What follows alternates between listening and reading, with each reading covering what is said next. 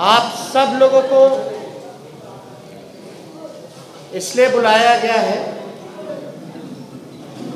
कि कुछ दिन पहले हम लोगों ने 5 अगस्त को आप ही लोगों को बुला करके एक बेरोजगारी का पोर्टल हम लोगों ने जारी किया था और एक toll free number, missed call number जारी किया था। उसके लिए हम आप लोगों को सूचना देना चाहेंगे। जो बेरोजगारी पोर्टल है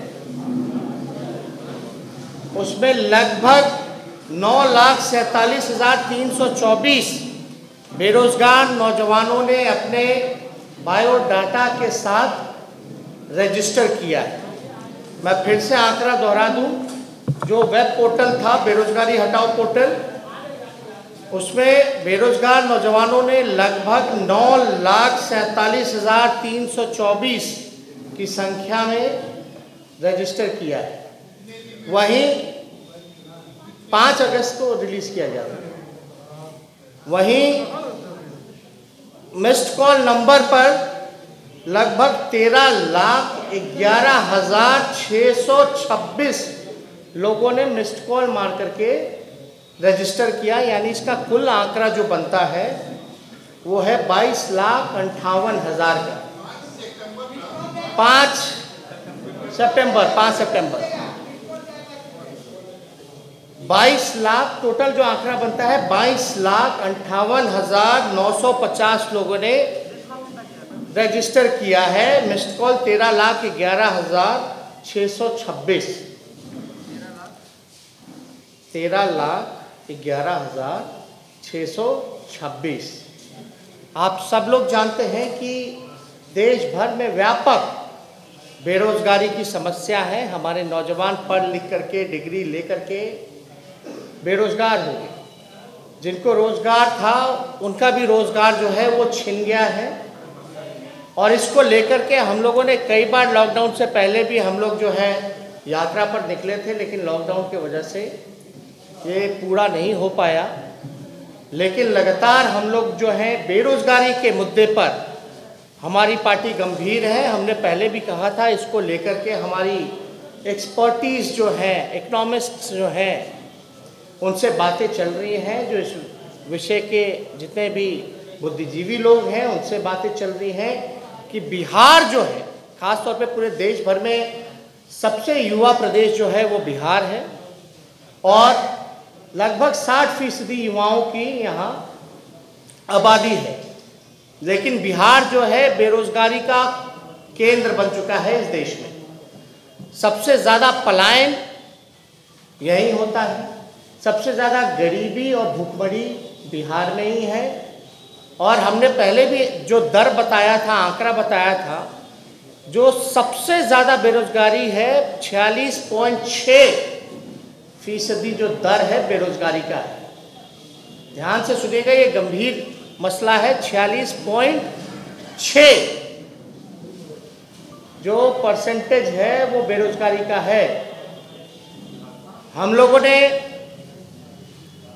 लोगों को कहा था कि हम लोग बेरोजगारों नौजवानों के साथ हैं और आने वाले समय में अगर हमको मौका मिलेगा तो ये जो भारी व्यापक जो समस्या जो है इसको हम लोग दूर करेंगे। ये वादा नहीं है, बल्कि मजबूत इरादे के साथ हम लोगों ने इस पर काम किया। मैं आपको बता दूं, इसके बाद मैं कुछ आंकड़े भी आप लोगों के सामने रखेंगे। एक सवाल होगा कि भाई आप रोजगार कैसे दीजिएगा। हम आंकड़ा जो है आप लोगों के सामने रखना चाहेंगे। अभी सुनिए, आप लोग पीछे हो जाइए, आप लोग पीछे हो जाइए जितने लोग हैं।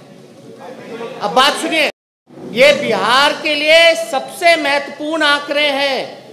लोग पूछते हैं कि क्या विजन है, कैसे पूरा कीजिएगा। तो हम ये कहना चाहते हैं, इन आंकड़ों को हम बता दें। जो स्वास्थ्य विभाग द्वारा तय जो मानक है और जो WHO का जो है कि एक प्रति जो डॉक्टर है 1000 पर 1 डॉक्टर होना चाहिए। 1000 पर 1 डॉक्टर होना चाहिए। आप समझिए कि लगभग हमारा जो आबादी है 12.5 करोड़ की, 1000 पर 1 डॉक्टर होना चाहिए। इस हिसाब से बिहार में 1,25,000 डॉक्टरों की जरूरत है। आप ध्यान से सुनिएगा, 1,25,000 डॉक्टरों की जरूरत है। उसी अनुपात में सपोर्ट स्टाफ यानी नर्स, लैब टेक्नीशियन, फार्मासिस्ट की जरूरत पड़ेगी। स्वास्थ्य विभाग में लगभग 2.5 लाख लोगों की जरूरत है, यानी स्वास्थ्य महकमे में लगभग 2.5 लाख लोगों की जरूरत है। जहां तक पुलिस की बात करें, पुलिस कर्मियों की बात करें, पुलिस डिपार्टमेंट की बात करें, तो 50,000 पुलिस कर्मियों का पद जो है वो रिक्त पड़ा है। 50,000 पुलिस कर्मियों का पद जो है वो रिक्त पड़ा है। अगर यह तब है जब बिहार में पुलिस बल की पुलिस पब्लिक का अनुपात न्यूनतम स्तर पर पहुंचा हुआ है, यानी सबसे न्यूनतम स्तर पर है पब्लिक और जो पुलिस का जो रेशियो है, तब ये 50,000 की नौकरियां जो हैं वो रिक्त पड़ी हुई हैं। अगर आप देखिएगा यहाँ प्रति 1 लाख आबादी के हिसाब से 1 प्रति लाख पर 77 पुलिसकर्मी हैं, यानी 1 लाख आबादी में केवल 77 पुलिसकर्मियां ही सिर्फ हैं। 1 लाख पर 77 पुलिसकर्मी हैं। अगर मणिपुर छोटे राज्य की अगर हम बात करें, छोटे से राज्य की बात करें मणिपुर की, तो वहाँ 1 लाख पर 1000 से भी ज़्यादा पुलिसकर्मी मौजूद है। सोच लीजिए, मणिपुर जैसा प्रदेश जो है वहाँ 1 लाख की आबादी पे 1000 से भी ज़्यादा पुलिसकर्मी है, जहाँ हमारा बिहार 1 लाख पर 77 ही केवल जो है पुलिसकर्मी है। यानी राष्ट्रीय औसत से अगर हम लोग लेकर के चलें तो लगभग दुगुना 144 प्रति 1 लाख आबादी है, यानी राष्ट्रीय औसत जो है 144 का है। यानी बिहार इतना पीछे है कि लगभग डबल है राष्ट्रीय औसत, तो हम इतने फिसड्डी हैं। ये सारे पद सबसे इम्पोर्टेंट है जो खाली हैं और कुछ पदे हैं जिसकी आवश्यकता है मानकों के हिसाब से। तो टोटल पुलिस का, बिहार पुलिस का जो स्ट्रेंथ है वो 1,26,000 ही है। सोचिए, 12.5 करोड़ की आबादी और पुलिसकर्मी कितने? 1,26,000 हैं केवल। और नीतीश कुमार जी बोलते हैं कि लॉ एंड ऑर्डर को दुरुस्त कर दिए हैं। नीतीश जी, ये हर 4 घंटे पे बलात्कार होता है, हर 5 घंटे पे हत्या होती है। हम जब 15 में थे, 18 महीने आंकड़ा निकाल लीजिए एनसीआरबी का। मैं बिहार के नौजवानों, युवाओं से ये कहना चाहता हूं कि राष्ट्रीय जनता दल को मौका मिलेगा, जब सरकार बनेगी तो पहला कैबिनेट मीटिंग जो होगा, पहला जो कैबिनेट मीटिंग होगा, पहले दस्तखत से लगभग 10 लाख नौकरियां निकाली जाएंगी। 10 लाख नौकरियां निकाली जाएंगी। और ये वादा नहीं है, मजबूत इरादा है। हम लोग झूठ नहीं बोल रहे। झूठ बोलने वालों को लोगों ने देखा है, जाना है। 1 साल में 2 करोड़ रोजगार देने की बात कही जा रही थी। दूसरी तरफ 15 साल में जिन लोगों ने सत्ता में राज किया, बिहार को कंगाल बना दिया। एक बिहारी पर लगभग 37,000 रुपए का कर्ज हो चुका है। 12.5 करोड़ की आबादी है। बिहार पर भार हो चुका है। इसलिए हम सब लोग इस चीज़ को लेकर के गंभीर थे। आप लोगों ने देखा होगा विधानसभा में बेरोजगारी को लेकर के जो आवेदन जिन लोगों ने भरने का काम किया रोजगार के लिए, चपरासी की नौकरी में, ड्राइवर की नौकरी में लगभग 5.5 लाख आवेदनें जो हैं वो जमा की गई केवल 250 पदों के लिए। हमने एक और आंकड़ा आप लोगों के सामने बोला था और नीतीश कुमार जी से पूछा था कि भाई पुलिस डिपार्टमेंट, शिक्षा डिपार्टमेंट और आपका जो स्वास्थ्य डिपार्टमेंट है उसमें लगभग 4.5 लाख नौकरियां रिक्त पड़ी हैं। अब आप लोग सब लोग सोच रहे हैं कि नौकरियां हम कहाँ से देंगे, कैसे देंगे, लेकिन कोई ये सवाल नहीं पूछता कि नीतीश कुमार जी पैसा कहाँ से देंगे। अब तक तो सृजन नहीं किया रोजगार, नियोजनों के नाम पर ठगने का काम किया। और ये जितनी भी नौकरियां राष्ट्रीय जनता दल जो वादा कर रही है, जो देगी पहले कैबिनेट में, ये सरकारी नौकरियां हैं और स्थायी नौकरियां हैं। सरकारी नौकरियां और स्थायी नौकरियां हैं।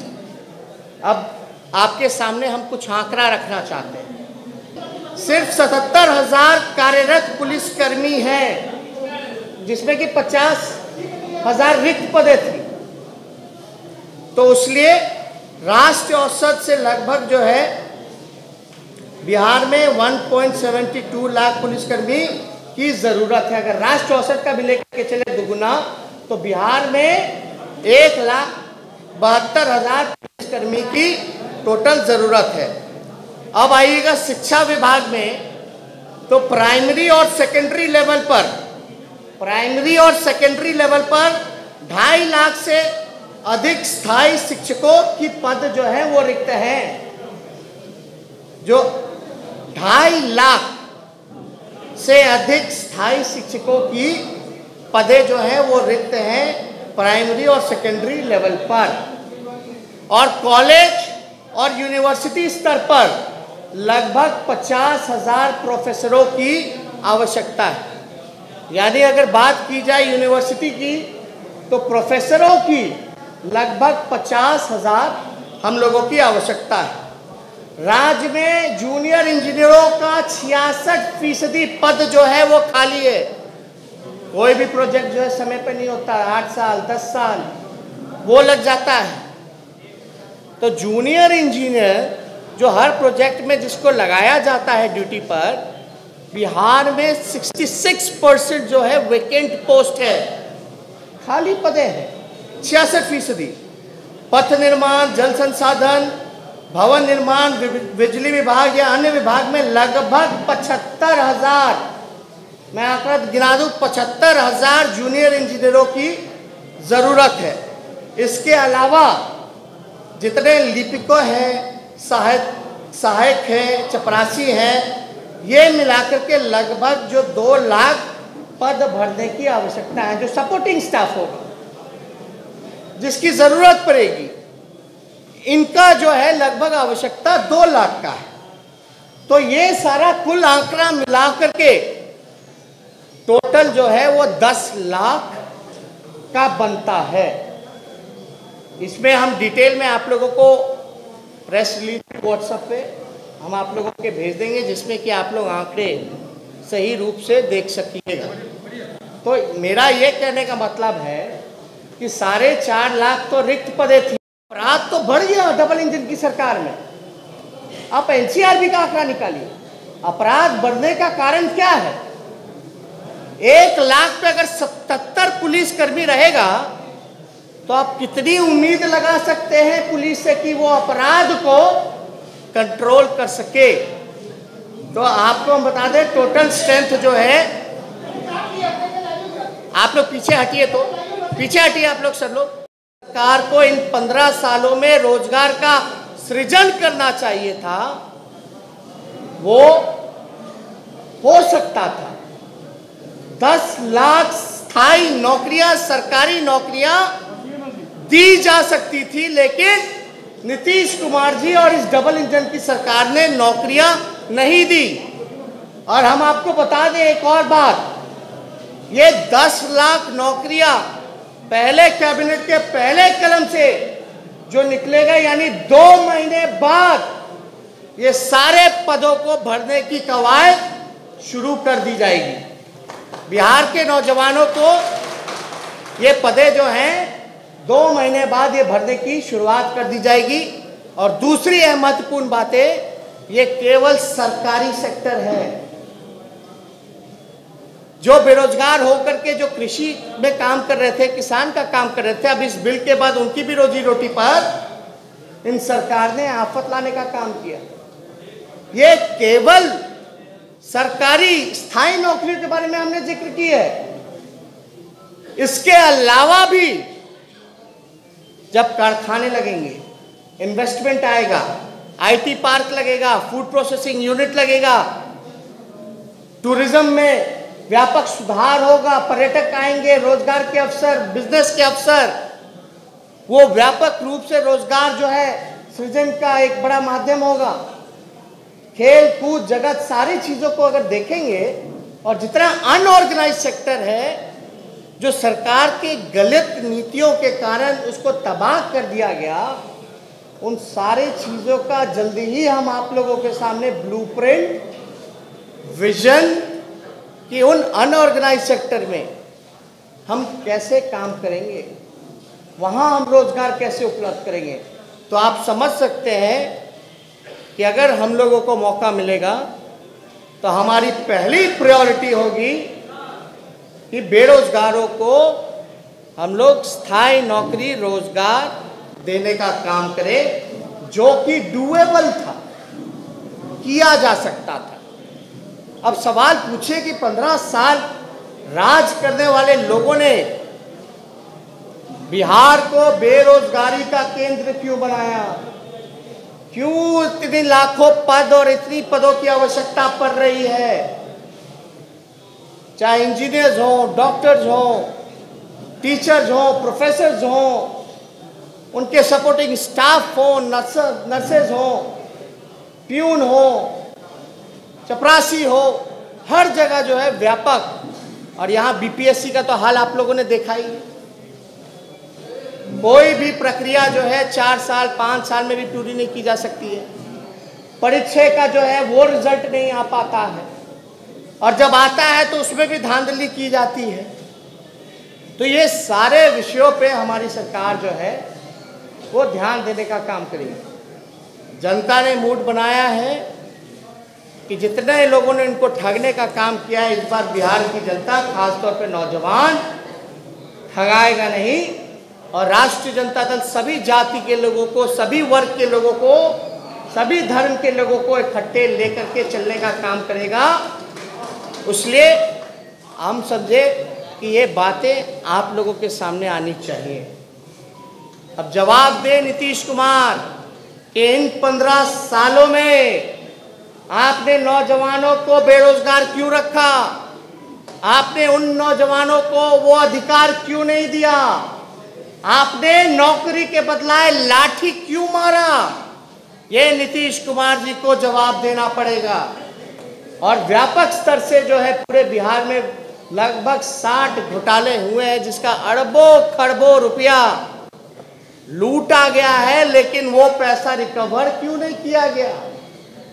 लोग काले धन की बात करते थे लाने की, लेकिन बिहार में सृजन घोटाला जैसा इतना घोटाले हुए, धान घोटाला हुआ, बीएड घोटाला हुआ, 7 निश्चय घोटाला हुआ, जल नल घोटाला हुआ। हर जगह आप देखिएगा तो घोटाले ही घोटाले आप लोगों के सामने नजर आते हैं। इसका पैसा कहाँ गया, किससे पूछेगा सवाल हम किससे पूछे? हम तो नीतीश जी से पूछेंगे, वही मुखिया है, 15 साल से हैं, कि बिहार का लाखों अरबों करोड़ों रुपया कहाँ गया। उसके रिकवरी के लिए आपने कोई गंभीरता नहीं दिखाई, कोई चिंता नहीं दिखाई। वो पैसा ना आपका था ना मेरा था, वो बिहार की 12.5 करोड़ बिहार की जनता का पैसा था, जिसको लूट मार करके आप लोगों ने बर्बाद कर देने का काम किया, खजाना की चोरी करवाने का काम किया गया। आप समझ सकते हैं कितनी बड़ी ये समस्या है। बिहार को इन लोगों ने बीमार कर दिया। और नीतीश कुमार जी से भूखमरी पे बात की जाए, पलायन पे बात की जाए, गरीबी पे बात की जाए, बेरोजगारी पे बात की जाए तो कोई जवाब नहीं देते हैं। ये बड़ा आश्चर्य लगता है। हम लोगों को गाली देना है, स्वागत आप दे सकते हैं, दिलवा सकते हैं, लेकिन आप बिहार के मजदूरों का जब आप अपमानित करते हो, पैर में छाले लगवाते हो, उनको चोर अपराधी कहते हो, तो ये बर्दाश्त से बाहर है। सुप्रीम कोर्ट के ऑर्डर के बाद भी बिहार में उन मजदूरों को रोजगार नहीं दिया गया। याद कीजिएगा, वही मजदूर जो बाहर से आए, अपने ही बिहार के लोग थे, जो रोजी रोटी में कमाने बाहर गए थे, उनको रोजगार सुप्रीम कोर्ट ने बोला था बिहार सरकार को देने का, लेकिन एक भी रोजगार उन लोगों को नहीं दिया गया।